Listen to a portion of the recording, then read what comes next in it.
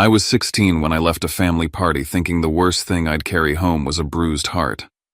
Then a storm swallowed the highway, and a semi turned my car into scrap metal. In the trauma bay, the doctor said I had minutes, not hours, and they needed my mom's consent to cut me open and save my life. So a nurse put her on FaceTime. My mom answered from a spa with my little sister right beside her, and she didn't even stand up. She just sighed and said, "If it dies, let me know." I don't have time for paperwork. I went under anyway. 18 days later, I woke up with a tube in my throat, metal in my mouth, and one line on the chart at the end of my bed that didn't make sense. New legal guardian. And the name under it wasn't hers. But before I tell you who stepped in when my own mother walked away, I need to know you're here with me. Comment hi or tell me where you're watching from. Sometimes just knowing someone is listening keeps you from falling apart all over again. And if you've ever been the one nobody chose, hit subscribe and stay with me, because this isn't just a crash story, it's a story about who saved me when I was already being erased. My name is Jet Marlowe. And now, let me tell you everything. People think kids who grow up in Montecito don't bleed the same way. Big houses, private schools, a car at 16. But no one ever asks what it's like to eat dinner with people who talk about you like you're not there. I was 16 when I realized I wasn't really in the family photo anymore. Not metaphorically, literally. My name is Jet Marlowe. And this is where it started. We were sitting at the dinner table in a house that looked like it belonged in a luxury home spread. Polished floors, crystal glassware. Grant at the head of the table, my mother Marisol across from him, and Brinley to my right, scrolling through her phone and filming everything for her Instagram stories. I sat at the end, the unused corner spot, like some prop someone forgot to remove. We were having salmon, my least favorite, plated perfectly like it had to pass a photo test before it passed my lips. Marisol talked about her upcoming spa weekend in Ojai and a charity auction she was organizing for coastal cleanup. Grant interjected about his newest architectural bid, some eco-luxe mansion in Big Sur. Brinley giggled, twisting her hair and laughing about how one of her posts hit 12K likes in an hour. No one asked me anything. I wasn't part of the conversation. I was a placeholder in a family tableau. Then it hit harder. Marisol picked up a call on speaker. It was another parent from Brinley's school. "Oh yes," she said with that fake warm tone she always used for people she needed something from. "Grant and I are doing great. Brinley's thriving. And the older one's still here for now." She didn't say my name. Not even once. The older one. Like I was some phase she hadn't grown out of yet. After dinner, I retreated to my room, which wasn't upstairs like Brinley's with the ocean view, but in the wing near the laundry room next to the utility closet. When we moved in, they told me it was temporary. It had been over a year. I went looking for an old charger, ended up pulling open a storage cabinet and found a shoebox of family photos. Except I wasn't in them. Photo after photo. Marisol in heels on a vineyard tour. Grant smiling beside her. Brinley in dresses with balloons and cakes and matching mommy-daughter spa robes. There was one of me cropped awkwardly at the edge of a Thanksgiving picture, only half my face visible. Another one labeled family vacation. Maui didn't have me at all. There was also a manila envelope marked confidential, health insurance. It had my name on it. I didn't open it. I don't know why. Maybe because some part of me already knew I wouldn't like what I'd find. At school, people assumed I was fine. Montecito kids don't get sympathy. If you live behind a gate, they think your life's figured out. But the truth was, the gate just kept the pane looking polished. Brinley would walk past me in the hall like we weren't related. Her friends whispered about the Ojai trip, the spa reset she and Marisol had planned. She told them it's just a girls' weekend. Mom says it's important to disconnect. No calls, no drama. I was never part of the plan. The only place I could breathe was Ventura. Every few weekends I'd take the drive down to see my grandfather, Warren Alvarez, retired sheriff, part-time fisherman, the only man who ever looked me in the eye and asked if I was okay, and meant it. His place smelled like salt and coffee grounds. It wasn't much, but it felt like mine. We didn't talk feelings. He handed me a Gatorade, nodded at the toolbox, and taught me how to fix a flat. That was his way of saying he saw me. "You coming to the Easter fish fry?" he asked, handing me a flyer with a wink. Yeah, I said, trying to sound casual. I'll be there early to help out. On the drive back, Marisol's text came through. Don't complicate this week for me. I'm busy. She didn't ask if I was okay. She never did. I stared at the message, a strange cold settling in my chest. Easter was coming, and something in my gut told me it wasn't just about ham and pastel decorations this year. Something was being set in motion, and I wasn't going to like where it led. The week before Easter, the air in the house shifted. It wasn't dramatic, it was quiet, controlled. Like everyone knew something I didn't, and they were rehearsing lines for a show I hadn't been invited to. I came home one afternoon and walked in through the side entrance. Marisol and Grant were in the kitchen. They didn't hear me at first. Grant was pouring something into a glass. Marisol stood by the window, her phone face down on the counter. I talked to Dr. Fenley, Grant said. He recommends boarding. Structured programs are more effective for behavioral stabilization. Marisol sighed. I just want it handled before Easter. Cleanly, no scenes. There's still paperwork. We'll get it done. I've already spoken to Ridgeview. I froze. My backpack hung loosely off one shoulder, my heart stuttering like a skipped beat. Boarding, behavioral, paperwork, before Easter. They were planning to send me away. And soon. That night I waited until everyone was upstairs. I slipped into Grant's office under the pretense of grabbing my charger, but went straight to the cabinet where he kept important files. It was cracked open, sloppy. There was a folder marked Household Assets plus Insurance. I flipped through it fast, too fast, my fingers shaking. Marisol, Grant, Brinley. Their names were on every primary beneficiary line. My name wasn't missing, but it wasn't with theirs. It was tucked in the back marked Prior Dependent with a notation Transition Plan Pending. I snapped a picture of the page with my phone and closed the folder before my stomach could turn more than it already had. The next morning, Marisol drove me to school. Just me and her in the car. The silence was loud. Easter's important this year, she said suddenly. A lot of people will be there. I need things to go smoothly. I said nothing. There's also a new opportunity for you. After Easter, a change of environment, structure, support. You mean shipping me off? I said, watching her reaction. Her smile faltered for a split second. You always assume the worst. I'm trying to help. No, you're trying to make me disappear. She didn't answer. She just turned up the music and pretended like the conversation hadn't happened. That weekend I drove to Ventura. I wanted to tell Warren everything, but the words stuck. I didn't want to sound crazy. I didn't want him to worry. You okay? He asked, handing me a bottle of water like always. I hesitated. Just school stuff. He didn't press. Just nodded and said, if you ever need help, real help, call this guy. He handed me a card. Elliot Crane, juvenile law specialist. I pocketed it and made a joke, but it didn't feel funny. Back in Montecito, I passed by the living room and saw Marisol's iPad buzzing with notifications. One of them caught my eye: Ojai Valley Inn Spa confirmation, full day mother and daughter reset, non-refundable, note, no calls during session. It was scheduled for Easter Sunday. My heart thudded. That couldn't be a coincidence. If something happened, if I needed help, there would be no one to reach them. They'd planned this. The night before Easter, I was packing a bag to stay at Warren's when Brinley knocked. She didn't come in, just leaned against the doorframe with her arms crossed. Just so you know, she said, after tomorrow, everything gets easier. For all of us. What the hell does that mean? She smirked. It means you're not part of this family anymore. And honestly, you never were.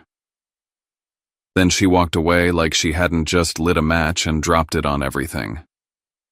I stood there staring at the photo in the hallway, Marisol, Grant, Brinley, smiling in front of a Christmas tree. My frame was broken and missing from the shelf underneath. Tomorrow was Easter, and I had no idea that the crash wasn't just coming, it had already begun. I got to Ventura just before noon, earlier than I needed to be. The backyard still smelled like sea salt and old charcoal from last summer, and Warren was already out there pulling folding chairs from the shed. I helped him set up the long table and string the lights, trying to pretend like this was just another cookout. Just another Easter. Here he said, handing me a neatly folded shirt, light blue. Wear this today. Looks good on you. It wasn't new, not exactly. It was one of Dad's old shirts, my real dad, the one Warren had cleaned and pressed and saved. I ran my fingers along the collar, unsure what to say. Thanks, I murmured, and he just nodded like he always did when he gave something that meant more than he let on. By 2 o'clock, the backyard was full. Cousins, uncles, aunts I didn't really know, but who still hugged me too long and asked too many questions. There were deviled eggs, corn on the cob. Someone brought tri-tip from that place off the 33. It felt real, safe. For once, I wasn't background noise. Then came the perfect storm. Marisol arrived like she was being photographed. Flawless white dress, not a wrinkle out of place. Grant parked the Tesla right by the curb like he owned the block. Brinley got out last recording on her phone, twirling in the sunlight. They didn't bring a dish, didn't bring drinks. They brought presents. That was enough for them. Marisol air-kissed an aunt she hadn't seen since Christmas and made a loud compliment about the centerpieces. Grant started talking business with one of my cousins like he'd rehearsed the pitch. Brinley just kept filming. I walked over to say hi, and Marisol turned to a family friend. "This is Jet," she said. "Not my son, just the name."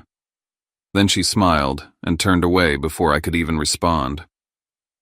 I backed off, grabbed a bottle of water, and headed toward the side of the house. I needed a minute. That's when I heard her. Marisol's voice was soft but unmistakable. "Yes, just confirming tomorrow. Full day. Yes, just the two of us. No interruptions, no calls, no paperwork. It's our detox day." She laughed, this smooth, pleased sound. "It's been a long time coming. Just mother and daughter. Real quiet." I froze. Brinley's voice chimed in from behind her. "Finally. No boys. No drama. Just us." My stomach dropped. It wasn't the words, it was how easily they said them. How easily I'd been erased from what family meant to them. I don't know how long I stood there before I walked back out into the yard. Warren caught me halfway across the lawn. "You okay?" I nodded too fast. "Just a headache." He didn't believe me, but he didn't push. I sank back into my chair and tried to eat something, but it all tasted like cardboard. Later, one of my mom's cousins pulled me aside near the grill. She was sipping iced tea and making small talk when she said it. "So I heard you're heading into something new after this." "Your mom said there's a program lined up." I stared at her. "What kind of program?" She shrugged. "Something structured. Good for focus and discipline." She made it sound like a great opportunity. I walked away before I could say something I'd regret. By sundown, I'd had enough. The warmth was gone. The Ventura breeze didn't feel safe anymore. It just felt like the last thing I was allowed to keep. I told Warren I was heading out early. "You sure?" he asked. "Yeah, just tired." He handed me the keys to the old Civic I'd saved up for. "Drive safe. Roads'll get slick if that rain moves in. Text me when you're home." I nodded. "I will." Brinley passed me near the gate, all lip gloss and smugness. She leaned in just enough to whisper, "Mom's busy all day tomorrow. Whatever happens, don't call." I stared at her, stunned, but she didn't stop. Just kept walking like it was nothing. I slid into the car, turned the key. The smell of barbecue still clung to my clothes. I didn't look back as I pulled away. But the wind had picked up, and the sky was shifting. As I merged onto the highway, I kept thinking about Warren's voice. "Text me when you're home," and Brinley's voice. "Don't call." Two different orders. One meant protection. The other meant erasure. And I still hadn't decided who I was going to listen to. The rain hit faster than I expected. By the time I passed the first exit out of Ventura, the windshield was a blur of water and headlights.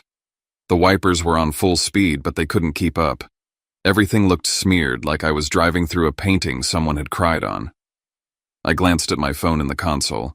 I typed out a quick message to Warren, heading back. All good. Then I stared at it. What if he called? What if he heard something in my voice? I deleted the message and stuffed the phone into the glove box. I didn't want him to worry. I didn't want him to stop me. I told myself, just get home. Sleep it off. Act like today didn't happen. The road curved through a low stretch and water pooled in the dips. I slowed down. I wasn't being reckless. I remembered Warren's voice. Drive slow if it rains. I checked the speedometer just under the limit. That's when the headlights showed up in my rearview mirror. Bright, close, too close. A black SUV hugging my bumper.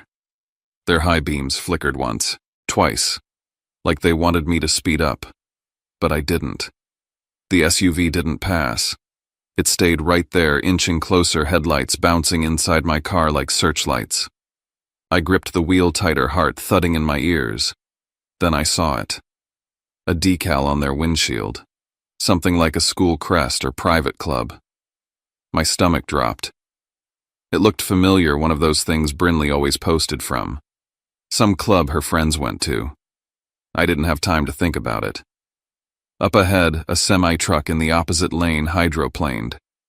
I watched it start to fishtail slow at first, then fast, too fast. Its trailer slid across the line like a knife.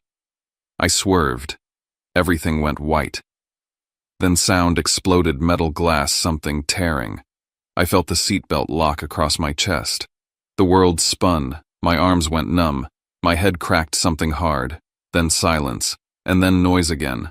Sirens, someone yelling, a sharp light above me, a voice asking, "Kid, can you hear me? Stay with us." I couldn't speak. I tried. Nothing came out. My whole body felt like it was wrapped in wet cement. Hands pulled at my jacket. Someone was checking my pockets.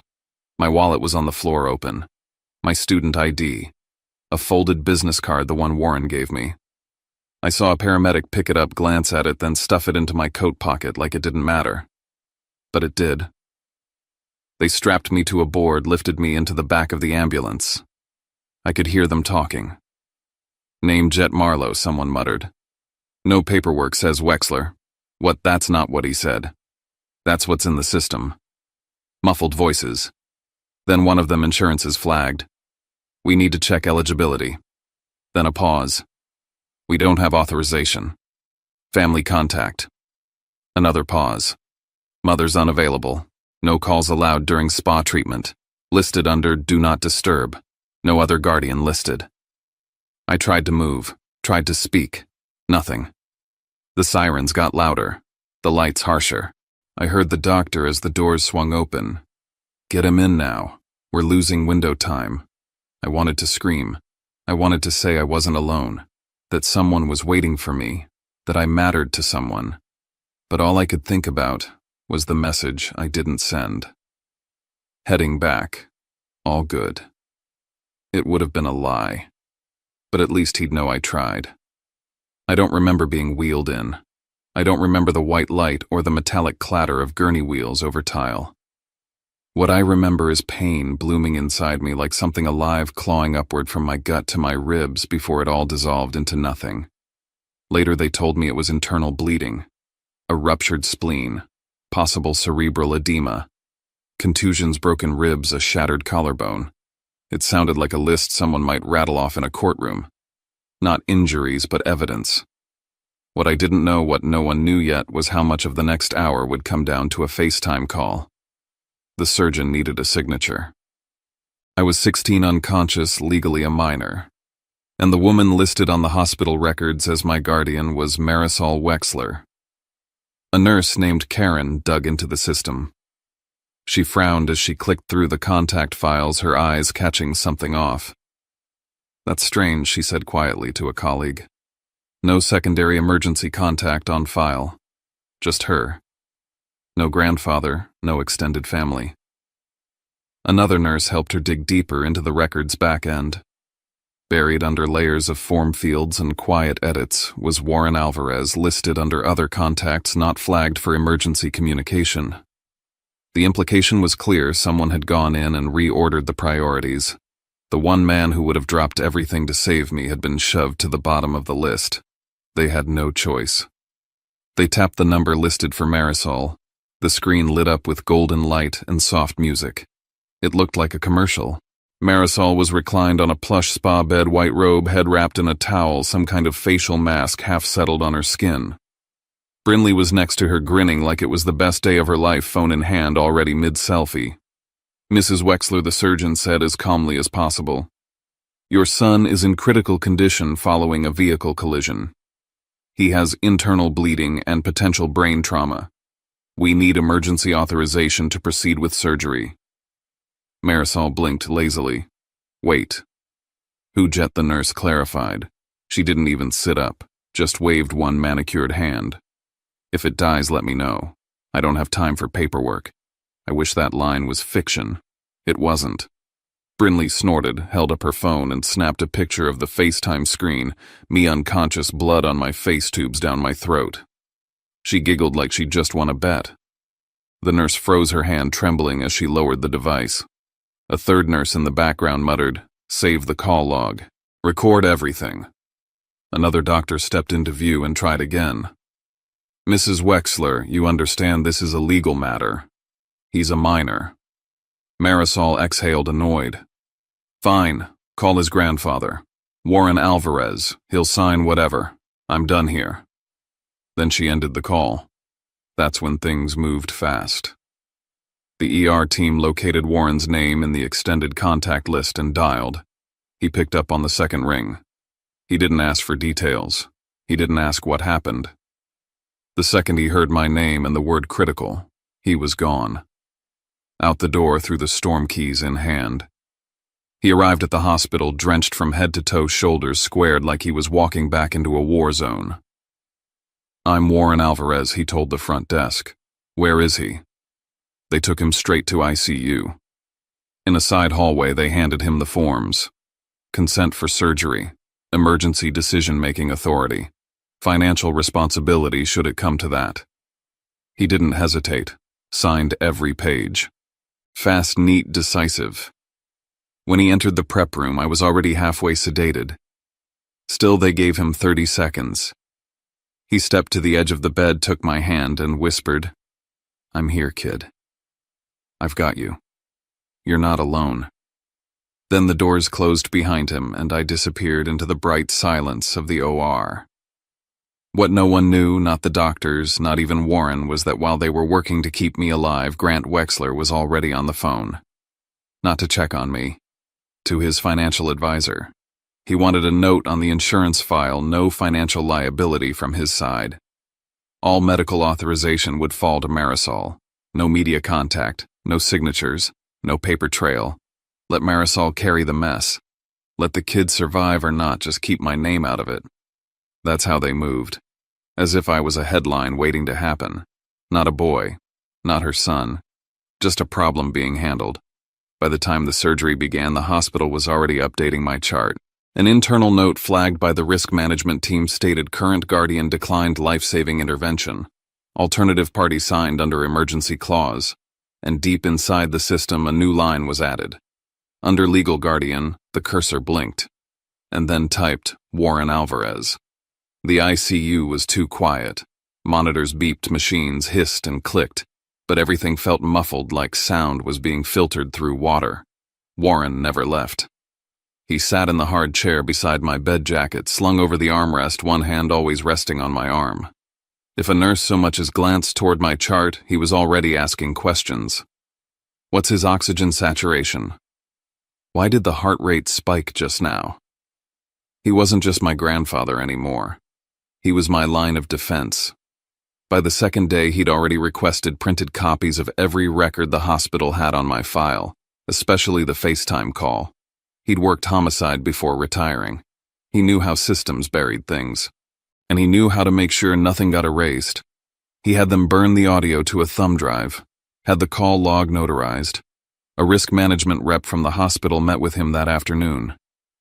There's sufficient evidence, she said carefully, to categorize this as medical neglect. The fact that the legal guardian declined urgent intervention for a minor puts us in mandatory report territory.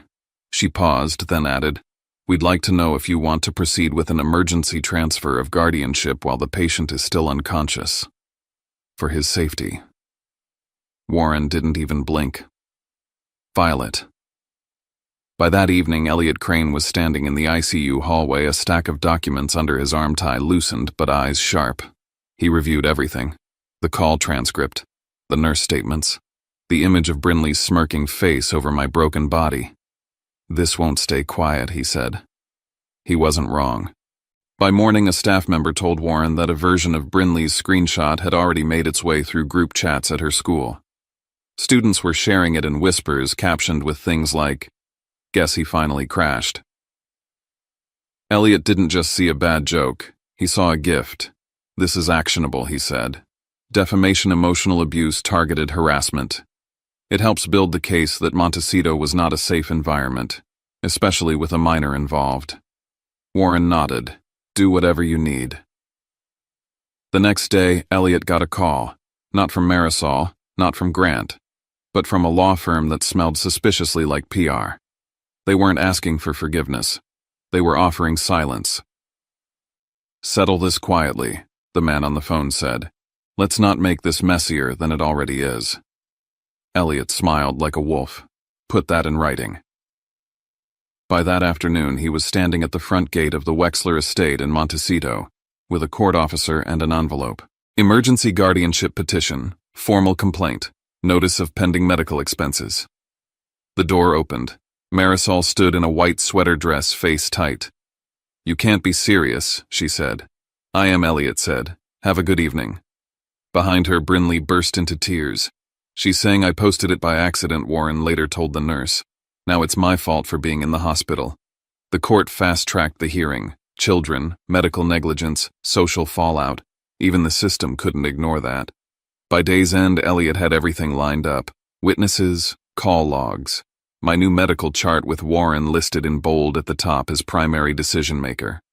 I was still unconscious when the change was entered officially. Somewhere across town, Marisol sat in her curated living room staring at the court order that proved she'd lost something she didn't even try to keep. And in the ICU, Warren leaned forward, resting both hands on the bed rail. "I've got you, kid," he whispered. And this time the law backed him. The first thing I saw when I woke up wasn't a ceiling. It wasn't my grandfather's face or the blur of a nurse or even the blinding white of ICU lights. It was a clipboard. More specifically, a chart clipped to the edge of my hospital bed. At the bottom, in bold capital letters, a phrase I couldn't process fast enough: "New legal guardian." And right underneath that, a name: Warren Alvarez. My throat burned. My ribs hurt. Something was in my nose, my arms, and I was pretty sure I couldn't feel my left leg. But all of that was background noise to that single line. Something had changed drastically while I'd been unconscious. Someone had made a decision that saved my life. And it wasn't the woman who gave birth to me. "Hey," a hoarse voice said from beside me. I turned slowly. My grandfather sat in the stiff hospital chair, his elbows on his knees, hands clasped like he'd been praying or bargaining with something that didn't listen much. His eyes were bloodshot and rimmed in salt. "You're awake," he breathed, then pressed the call button for the nurse without taking his eyes off me. "You're safe now, Jet." I wanted to speak, but my lips barely moved. My voice cracked like wet paper. Still, I managed 2 words. "What happened?" He didn't sugarcoat it. He didn't baby me. Didn't pretend the truth would come later. "You were in a car accident on the 101 driving home from Ventura. It was bad. A semi jackknifed in the rain." He paused. "You almost didn't make it." I closed my eyes and the memories flickered, metal screaming glass raining, a woman's voice on the phone saying, "Don't call me tomorrow. We'll be at the spa all day." He saw something in my face shift. "You remember something?" "I remember leaving the cookout." He nodded slowly. "That's where it started. He told me everything else, that the trauma team needed immediate consent to operate, that the hospital called Marisol because she was still listed as my legal guardian, that she was in Ojai with Brinley mid-facial, and when asked for permission to save my life, she said, 'If it dies, let me know. I don't have time for paperwork.' Then Brinley laughed, took a screenshot of me on a stretcher, bleeding. I didn't speak. I couldn't. My heart wasn't breaking, it was going numb, like someone had turned off the pain just long enough for me to float above it watching. Hospital staff recorded the call, Warren added. They flagged it for risk management. That was enough for Elliot, our lawyer, to petition for emergency guardianship transfer. The court agreed. I signed the papers. I turned my head toward the chart again. So it's real. It's real, he said. You're not going back there. I felt that line settle in my chest like the first breath of clean air after smoke. I wasn't going back to Montecito. Not to her. Later that afternoon, a nurse came in to update my file. She confirmed my name, date of birth, and said something about how I'd originally been logged under the Wexler name, Grant's last name, because of an insurance record mismatch. That name again. Wexler. A name I never chose. I remembered that locked drawer in Grant's office. The insurance forms. The one with my name blacked out, replaced with something cleaner, more convenient. They'd been planning something. I knew that now. It wasn't paranoia. It was strategy. Elliot visited that evening. He asked one question. Jet, do you want to return to your mother's home? I didn't scream. I didn't cry. I just shook my head and said, that's not my home. He nodded. That's all I need. The next morning, the hospital buzzed. Not with alarms, but with energy PR reps pacing the hallway, a man in a crisp blazer asking for a quiet conversation on behalf of the Wexlers. He offered a donation to the hospital if the situation could be handled with grace. Elliot told him to get lost. In more elegant legal terms. I watched it all from my room, knowing I was the storm they were trying to contain. Then came the emergency hearing. Elliot wheeled me into the courtroom. Warren walked beside me. I hadn't left ICU for more than 5 minutes in 2 weeks, and now I was sitting in front of a judge in Santa Barbara with an IV still taped to my hand. Marisol showed up looking exactly how I remembered, expensive, immaculate, performative. She didn't look at me once. Brinley clung to her like a guilty shadow, makeup perfect, lips tight. The judge asked for the facts. The court clerk played the recording. Marisol's voice filled the courtroom, breezy and cold. If it dies, let me know. I don't have time for paperwork. Then Brinley's laugh. The room went still. Nurse Huang testified. So did Dr. Kaplan. Elliot presented the call log, the missed surgery window, the screenshots. Every digital breadcrumb, every omission from the hospital contact file. They'd tried to erase my grandfather from the records. Erase any backup plan that didn't involve them. They removed protective contacts, shifted insurance coverage, changed his last name in some systems. It was structured neglect, Elliot said. By design. The judge took it all in, then issued the ruling. Temporary guardianship officially transferred to Warren Alvarez. All rights of parental medical decision-making revoked from Marisol Wexler. I left that courtroom with more pain than I walked in with, but for the first time in my life, it wasn't pain someone else had the right to ignore. And outside, as the cameras started rolling, I heard Elliot whisper to Warren, they'll either try to play victims or drag this out in court. But this isn't over. I looked at him. It wasn't fear in his voice, it was readiness. Recovery wasn't a montage. It wasn't sunshine through windows or inspirational music. It was me. In a back bedroom at Warren's house in Ventura, learning how to stand on one leg while a nurse held my elbow. It was the sound of my own breath as I tried to put weight on a foot that still didn't feel like mine. It was dropping a spoon twice during breakfast because my fingers shook too hard to grip anything. But it was also progress. Warren cleared out his old office to make space for my recovery gear. He didn't hover. He didn't pity me. He just brought me water and listened when I cursed at the pain. I started therapy with Dr. Mira Shah. She didn't ask about the crash, not at first. She asked me what it felt like to sit in silence in a house where people only looked at you when they needed something. I told her it felt like being erased. We worked from there. Then the text started. Marisol sent one first. I know you're hurting. So am I. I wish you could see the full picture. Then I've lost everything, Jet.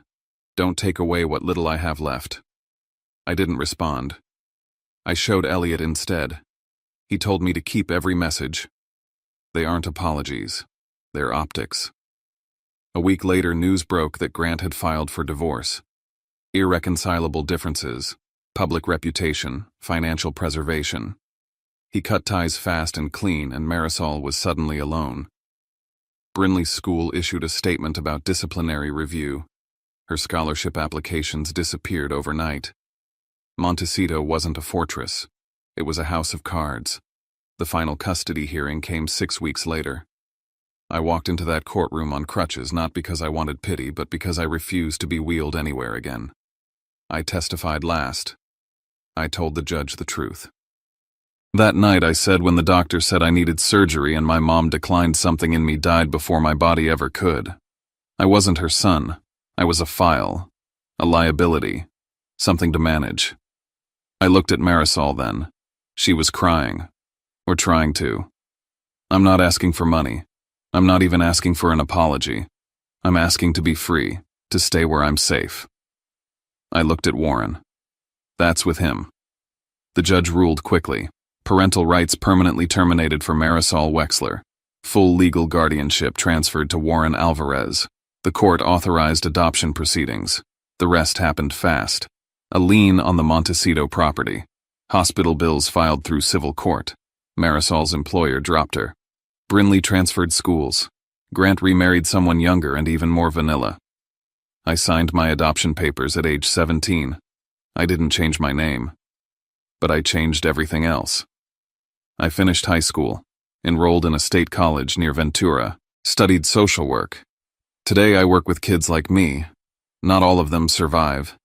Not all of them make it out with someone like Warren in their corner. But when they look up at me and ask, "How did you get out?" I tell them the truth. Someone stayed. That's all it takes sometimes. One person who refuses to leave when it's inconvenient. One signature on a hospital form that says you're worth it. The last thing I read in that hospital was new legal guardian. Now I know what that really meant. It meant family isn't who raised you, it's who refuses to let you die.